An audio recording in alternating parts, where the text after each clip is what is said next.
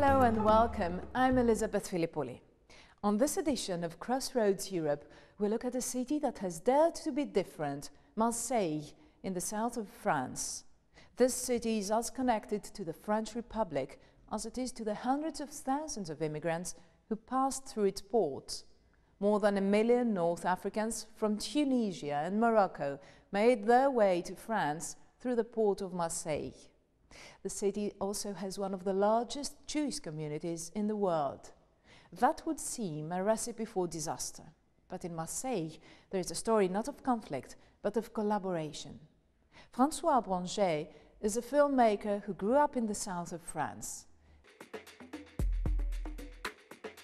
In November 2005, while the rest of France was rocked by violent social and ethnic clashes, the proud Mediterranean port of Marseille was quiet. We experienced nothing here, this taxi driver told me as we traveled through the narrow, crowded streets of this beautiful city, famous in France for an underbelly of drugs and crime. This is the refrain I heard over and over. Why were there no riots in the most ethnically diverse city in France? No matter their background, the people who call the city home all point to the same primary reasons. Marseille is a city of migrants.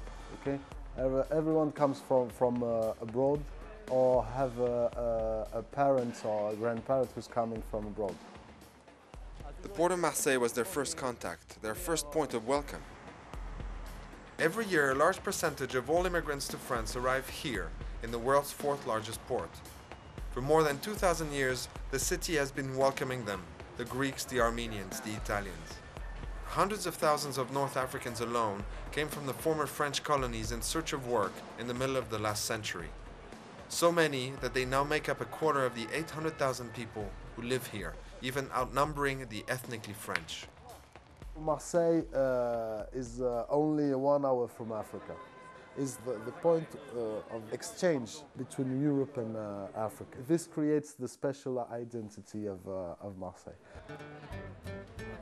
Nourdine Agoug was born here, married here, raises his family here, but his parents immigrated from Algeria via this very harbor. The same one from which his friend Amara Belhaj, also French of Algerian origins, now runs a multi-million-dollar shipping company. He tells me the people in this melting pot have a history which has brought them together more than in any other place. In Marseille, we are cosmopolitan. We all drink from the same glass, so to speak. Friends since childhood, Kabir and Farid, second-generation French Algerians, take me around their working-class neighborhood known as the Belle de Mai. Farid introduces me to Kabir's mother-in-law. I'm Corsican and Italian, she says. And look at this mélange, this mix, Farid adds. Look at him over there. The Marseillais, you can't define him, says Kabir. White, black or red, a Marseillais is a Marseillais. Marseille is soon to become the first city in Europe with a predominantly Muslim population.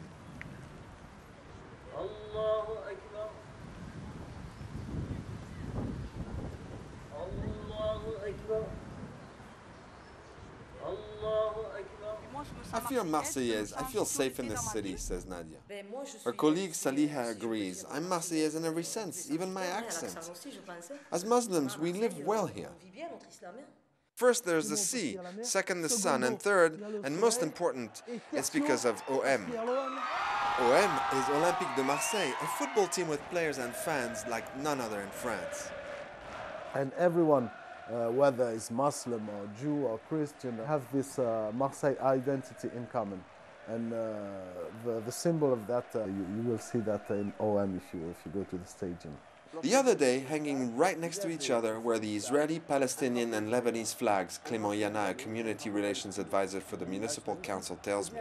It was a magnificent sight. You know, a Jew from Algeria like myself, Mr. Yana points out, if he has immigrated to France not so long ago, has a culture not that different from the Muslim. Marseille is also home to Europe's third largest Jewish center. The presence of such big Muslim and Jewish populations in the same city could cause trouble, but not here, Yana tells me. There are neighborhoods here where we work together, eat together, live truly together. qui vivent véritablement ensemble. This cohabitation, like we say in French, between communities, this is what makes Marseille special. D'ailleurs, le terme communauté. In fact, says Yana, you won't even find the word community in the official language of the French Republic.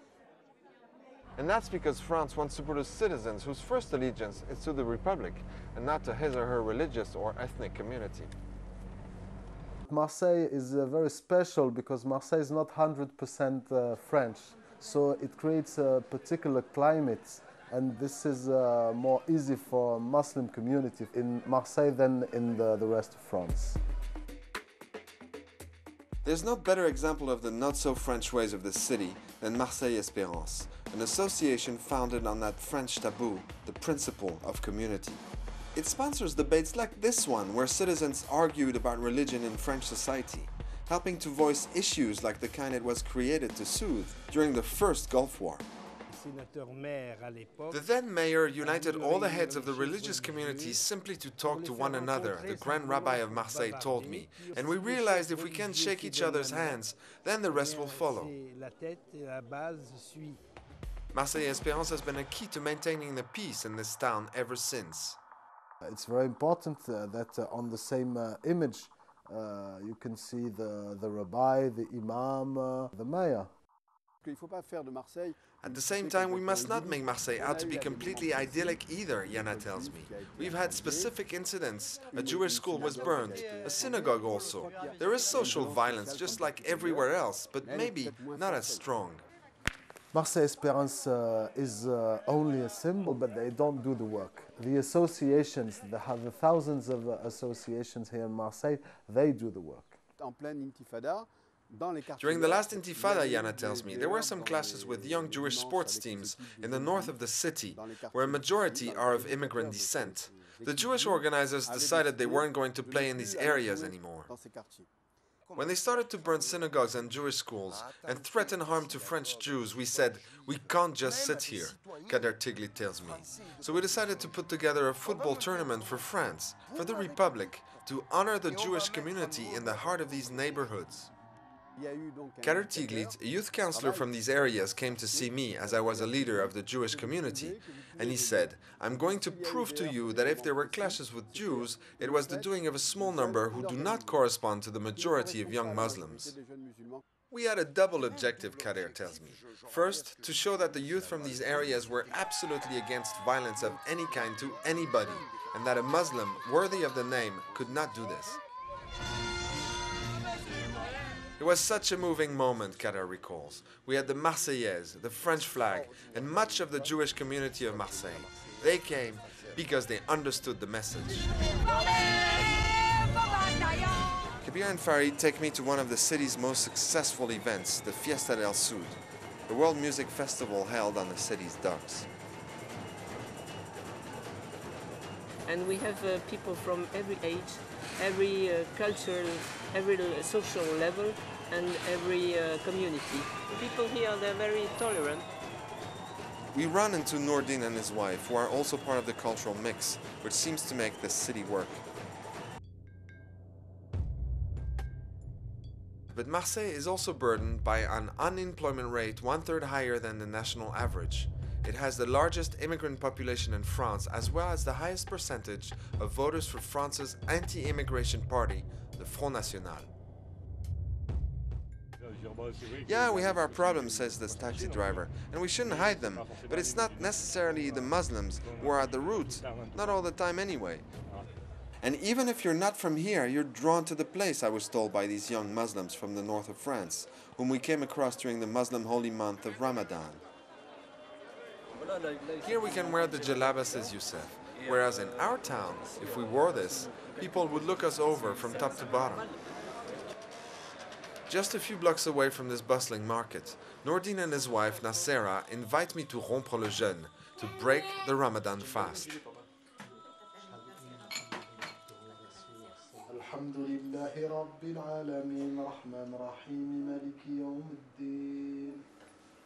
Spending the month of Ramadan in Marseille is not the same as spending it in anywhere else in France. For instance, if you want that kind of bread, it's traditional bread. You have three or four shops just 5 minutes from here. You cannot in Angers or Lyon. Maybe it's more difficult. It's details, but this kind of details create a climate and an ambience. Nourdine has spent most of his career with the French Ministry of Employment and is an elected assemblyman for Jacques Chirac's UMP party, but he's not forgotten his youth in the ghetto. Yeah, if you're poets, you have a hard time in this country. If you're poor Muslim, it's going to be harder for you. It's been a long day for Nourdine. In addition to fasting, he's had a full business day, even a business lunch. One where they served couscous and rosé, neither of which Nourdine could touch. Today it is Ramadan, and yet we're not automatically aware of what it represents for Muslims, says Monsieur Brun, the regional head of the Association of the Union of French Families. We're more knowledgeable about the rituals of the Catholic and Protestant churches. They were in the habit of making decisions amongst each other, the Catholic, the Protestants, etc., on behalf of Muslim families, but without ever consulting them, says Nourdine's wife Nassera. 10 years ago, she founded the first Muslim family association, the Union of Muslim Families. Today, it is still the only one of its kind in all of France.